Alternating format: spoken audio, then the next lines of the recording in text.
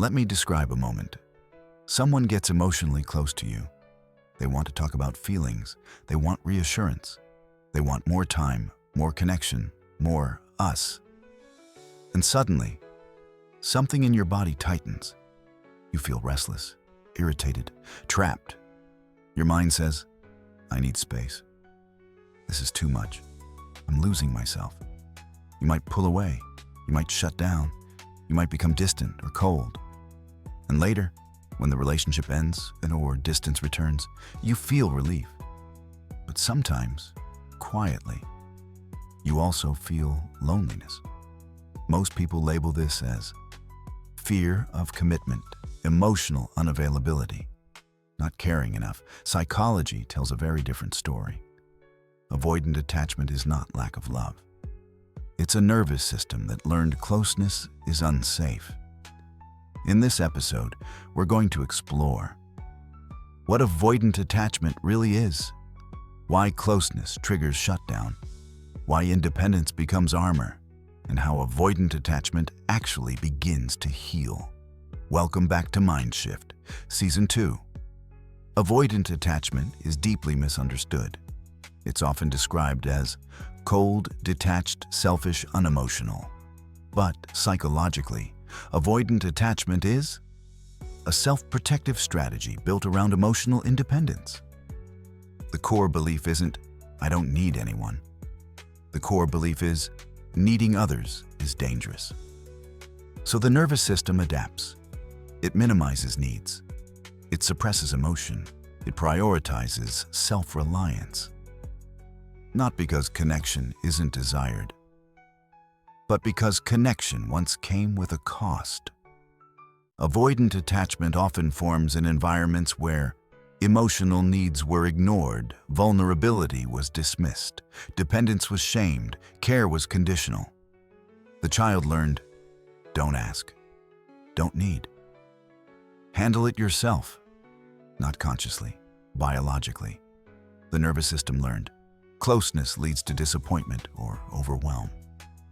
So distance became safety. Avoidant attachment is not rejection of love, it's rejection of emotional pain. Independence feels empowering. For avoidant attachment, independence is more than a value. It's regulation. Being self-reliant keeps the nervous system calm. So, avoidant-leaning people often pride themselves on independence, feel uncomfortable asking for help, downplay emotional needs, feel strong when alone. But here's the nuance. Independence isn't the problem. Rigid independence is. When independence becomes a wall, connection feels threatening. When emotional closeness increases, the avoidant nervous system detects danger. Not because the partner is wrong, but because closeness historically meant losing autonomy, emotional pressure, overwhelm, expectations. So the body reacts with shutdown numbness, irritation, desire to escape. This happens before conscious thought. Avoidant withdrawal is not a choice, it's a reflex. Avoidant shutdown looks like going quiet, changing the subject, becoming logical or dismissive, creating distance, needing space suddenly internally. The system says, I'm overwhelmed. Externally, it looks like, I don't care. This mismatch causes deep misunderstanding in relationships. Avoidant attachment doesn't lack feeling. It struggles with emotional bandwidth. This is the classic push-pull dynamic. Anxious attachment moves toward connection, seeks reassurance, activates closeness. Avoidant attachment moves away from closeness, seeks space, deactivates emotion. Why are they drawn together? Because both feel reminded of home. Familiar pain feels safer than unfamiliar peace. Anxious people feel, I recognize this distance. Avoidant people feel, I recognize this pressure. Neither is wrong. Both are conditioned. Here's something important. Many avoidant-leaning people don't feel anxious. They feel calm, in control. grounded so they don't see a problem. The cost appears later. Shallow intimacy, repeated breakups, emotional loneliness, partners feeling unseen. Avoidant pain is quiet. But quiet doesn't mean absent. Avoidant attachment often carries hidden shame. Shame around emotional needs, vulnerability, dependency. So when partners express needs, avoidant systems may react with defensiveness, irritation, withdrawal. Not because the need is wrong, but because it triggers old beliefs. Needing is weakness. Let's clear the myths. Not narcissism, not lack of empathy, not inability to love, not immaturity. Avoidant attachment is over-functioning independence. And like all strategies, it made sense once.